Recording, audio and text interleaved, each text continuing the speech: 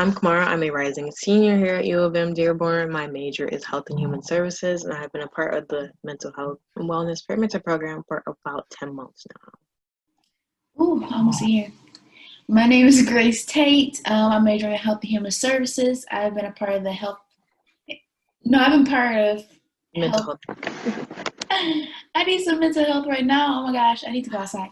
I've been a part of the peer mentor program for about 6 months, and I'm majoring in Health and Human Services with a concentration in public health.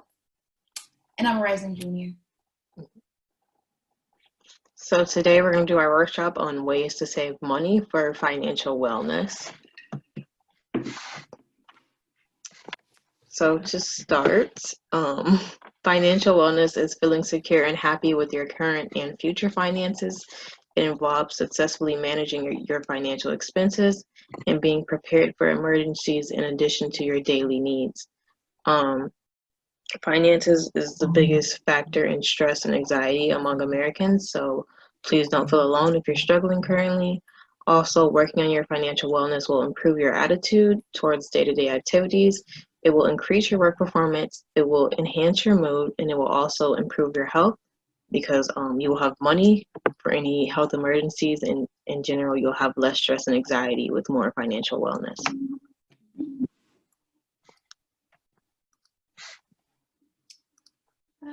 Sorry.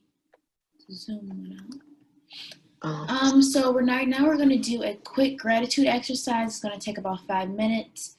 So simply think back to your childhood and the things you received that were provided to you at no charge, the good days. As you recall each moment, say thank you. After you complete this exercise, say out loud in your head, thank you for the money I've been given through my life. So I really like this exercise because it's also reinforcing mantras, which are proven to reduce stress and bring in positive energy. And then obviously gratitude is always something to look thankful for. And then you can do simple things such as a time you received free cash, or a time you've been allowed into a place because you're a child and get a discount. So it could be anything from small or big, but just think of a time that in your childhood that you were provided with something at no to little charge. Yes, and just so you guys know this, just to give credit where credit is due, this exercise came from the book The Magic by Rhonda. It's a gratitude book. I really recommend it if you're into these type of exercises. But we're gonna go ahead and get into reflection. And I'll play some soothing music.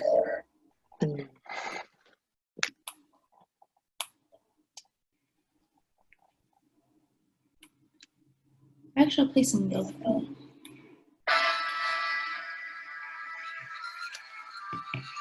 Let me know if you can't hear it. It sounds good. Yeah.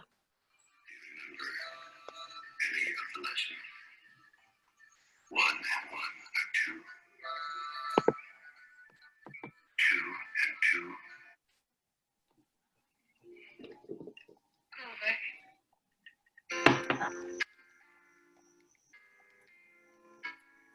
His friends are busy carving up the world in the banks, staking out their claims. Take a good look at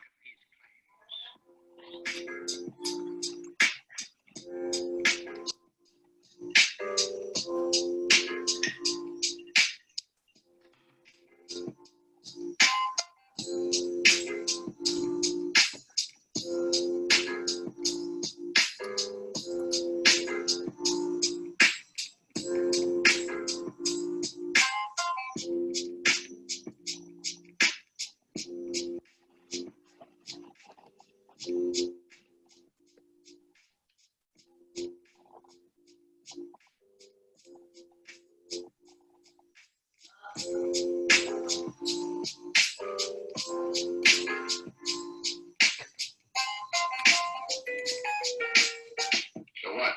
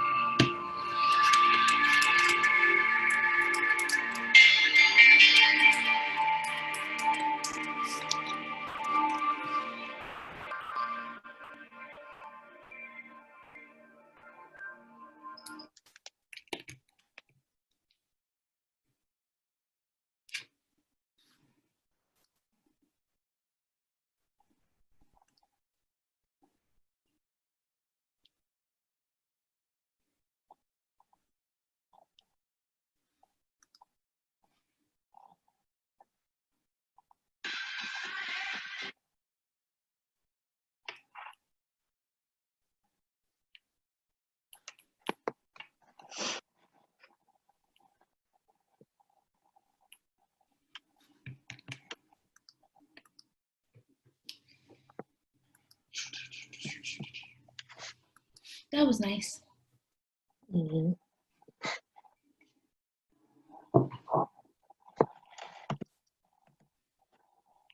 Okay, I'll do this. So setting goals, what do you want? So when saving money, you could think of short-term expenses like living expenses, your monthly rent, maintenance, vacation, or you could think of long-term, such as retirement debt, down payment on a car. So really ideally, you should have both of these in mind when setting goals. So if you know that you have a short-term expense coming up, then you might want to put more money towards that. But if it's a long-term expense like retirement and you're in your 20s or teens, then you might want to put less money towards that because you'll have more time to work up to it.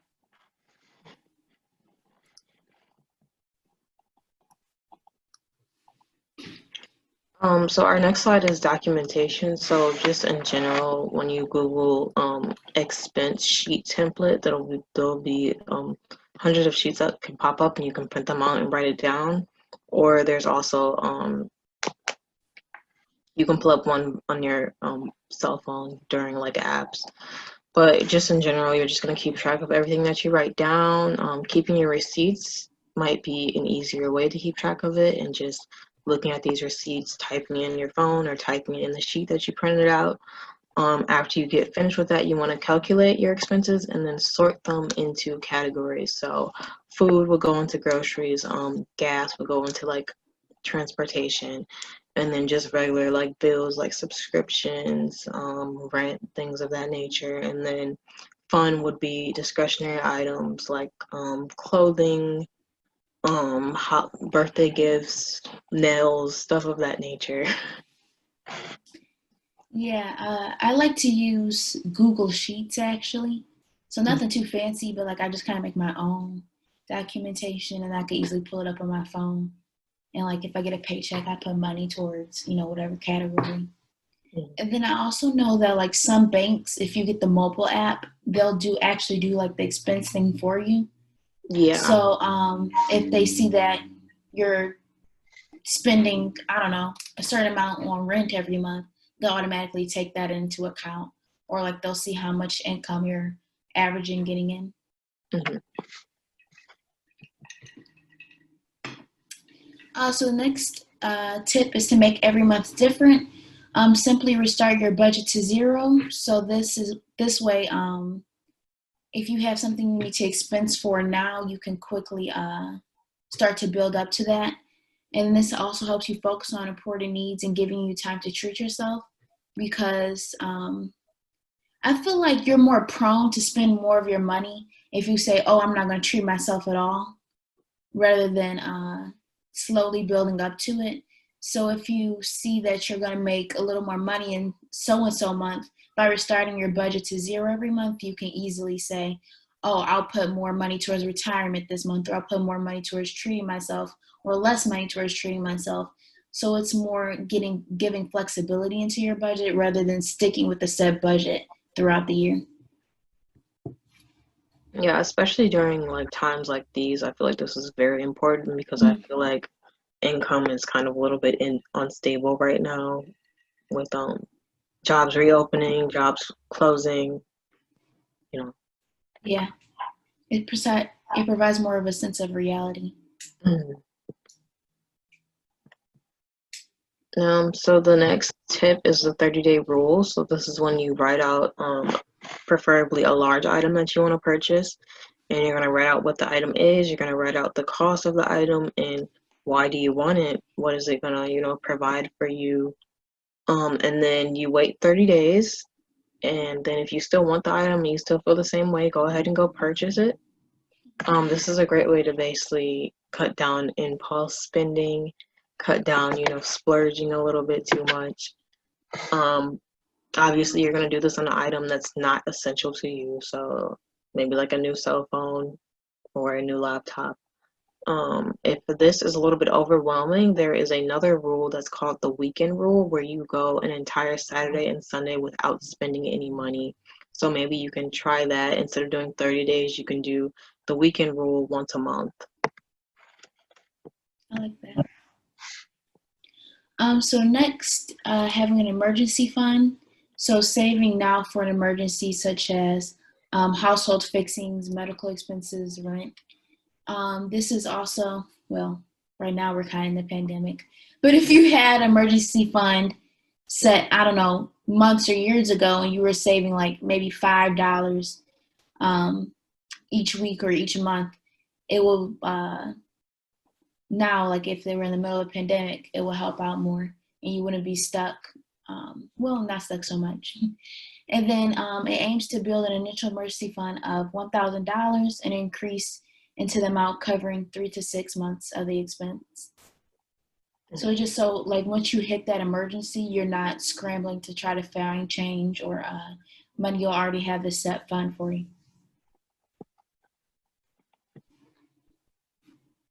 Our next tip is money jars. So you can have a jar that's called Watch Your Words. So you can put $1 in the jar every single time that you say something negative. An example is maybe you complain a lot, so you put $1 every time you complain. Maybe you're talking negatively about other people. That's $1. Or something that I feel is very common is the swearing jar, where like a lot of families have like you put $1 in there if you swear, if your family swears. The next jar is my favorite bill. So you're probably gonna pick a bill that is reasonable. So like a $5 bill instead of a $100 bill. And every single time that you receive a $5 bill, you put it in that jar. You can choose whatever bill you like. It doesn't have to be $5. The next jar is going to be New Year, New Me. So I know we're kind of past the midway point of the year, but maybe you can do it for the next 5 months or so and just add $1 every single week to your jar and then count it up at the end of the year. Or maybe you'll start this next year, or maybe you'll start it for just a season. Maybe you'll end it in the fall, see where you're at. But it's simply adding up $1 every week to your jar, or if you have the means, you can go as high as you want. The next jar is the tip it jar. So for people who have jobs in restaurants and other places where they get tipped, hairstylists and nail technicians and all of that, instead of taking these tips and depositing them into your bank account, you can simply take it home and put it in your jar. This is a great way to save the gas that you would have to take to the bank to put that money in, and it's a great way to just in general save money. You can also decorate your jars and make them a little bit more appealing to your eye. I was also gonna say, since we're halfway through the year, you could do like $2 every week to your jar. That way you catch up. And then I thought the tip it jar was actually like a really good idea because personally, when I worked in a establishment where I actually got tips, now I don't. But what I would do is, like if someone tips change, like actual loose change, instead of it just throwing it in the bottom of my purse, I would actually just save it in a jar. We'll get more to that later. So being self-sufficient is next. I feel like this is a pretty cliche one, but once you actually break it down, it makes so much sense. So doing things such as making your own coffee. If you spend $5 on coffee every day, that can be $35 a week, which can be $140 a month. And you can be using that $140 to go on a cruise. Steadily getting your nails done, that can cost up to like $70 a month. Is try doing your own nails instead. That could save you, I said $70 a month. Or getting your hair done, that can cost up to like $160 a month. So maybe try doing your own hair. And then all these together, if you make your own coffee, do your own nails, do your own hair, you could save up to $370 a month, which is a lot. With that said, I feel like, of course, we all want to go to a nail salon or get our hair done. Just don't actionate it out of your life because you should definitely treat yourself. But just try being more self-sufficient can really help save money. And then also setting a grocery list and sticking to that budget. This can also be a really healthy way to manage what you're eating instead of not going into the store with a grocery list. Actually setting a grocery list and saying, oh, I'm only going to spend maybe $100 on groceries. This allows you not to spend extra money on treats So, and only focusing on nutritional things, which can really help you not only physically, but save your budget. And then buying your reusable water with a filter. So this is not only saving the planet and helping out the environmental health determinant, it's also saving you money.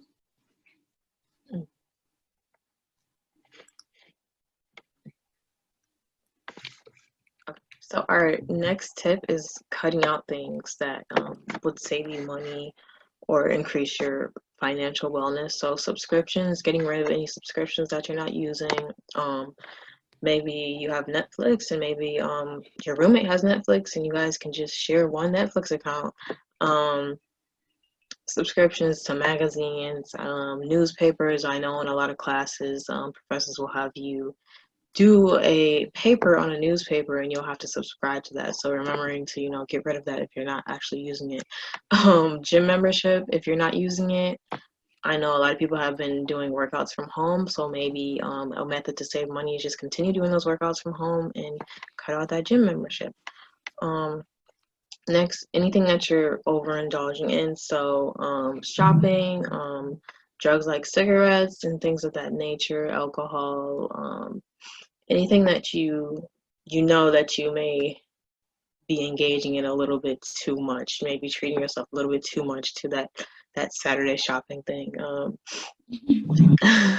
Next one, electricity. So switching over to energy efficient light bulbs can actually save you a lot of money.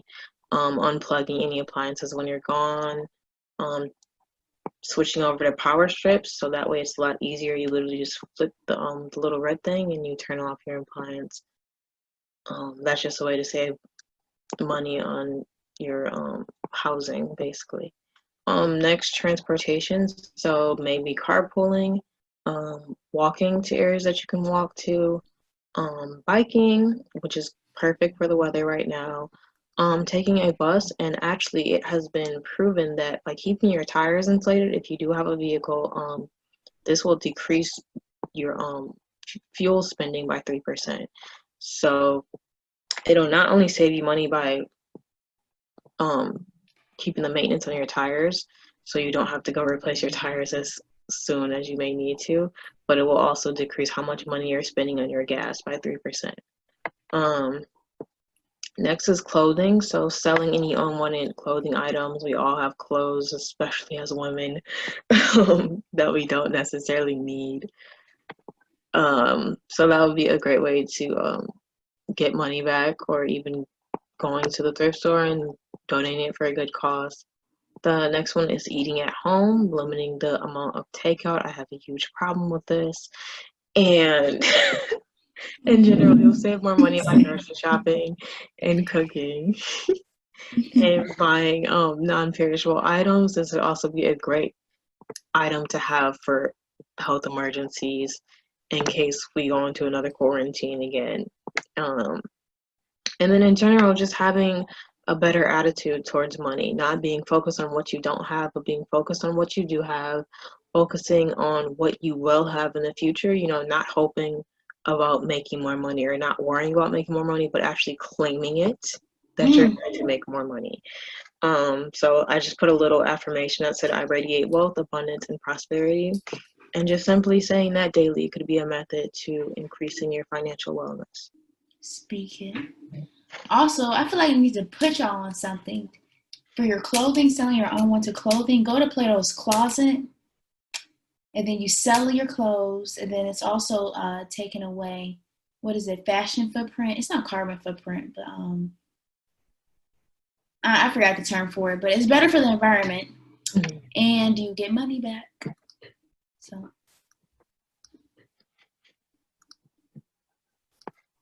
Oh, save your change. So this kind of goes back to what I was talking about with the tips. So saving all your change in a jar, depositing at a Coinstar, and then treating yourself or using it for emergency funds. So I feel like a lot of us just have loose change at the bottom of our purse or pockets or on the floor. If you just change, it's actually kind of fun. I have like a big jar of change in my closet. I should have brought it. But just saving that change over time, you could like fill up a whole jar in a year. And then depositing at the Coinstar, If you don't know what that is, they're in Myers, Kroger's, pretty much like all grocery stores. And then you can get back like $50 at least. And you'll be surprised like how quickly and how much your coins save up, even pennies. I'm sorry. Oh no, that's it. I'm good. Okay.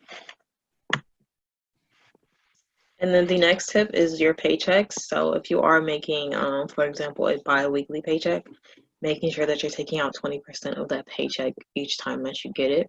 There's the 50-30-20 rule. So you want 50% of your paychecks to go towards essential items like food, transportation, housing, 30% to go towards discretionary spending. So like shopping,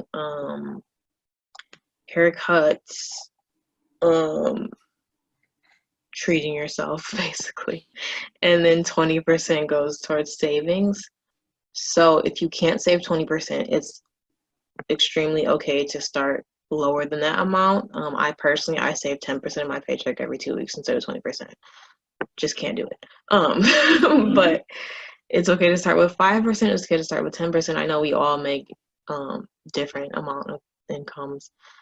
Next, you could actually substitute. Instead of saving a percentage of your paycheck, you can set up an automatic transfer into your savings account of $10 a week, or however many dollars you believe that would be healthy for you right now. So it can be as simple as $5, but just the general note is that saving something is better than nothing. Even if it's $1 every 2 weeks, it's worth it. So it adds up. And then once again, setting up an automatic transfer can be a way to basically, if you don't have the willpower to do it yourself, you can set it up and you'll probably forget about it. It'll kind of be like a subscription to your own savings account. So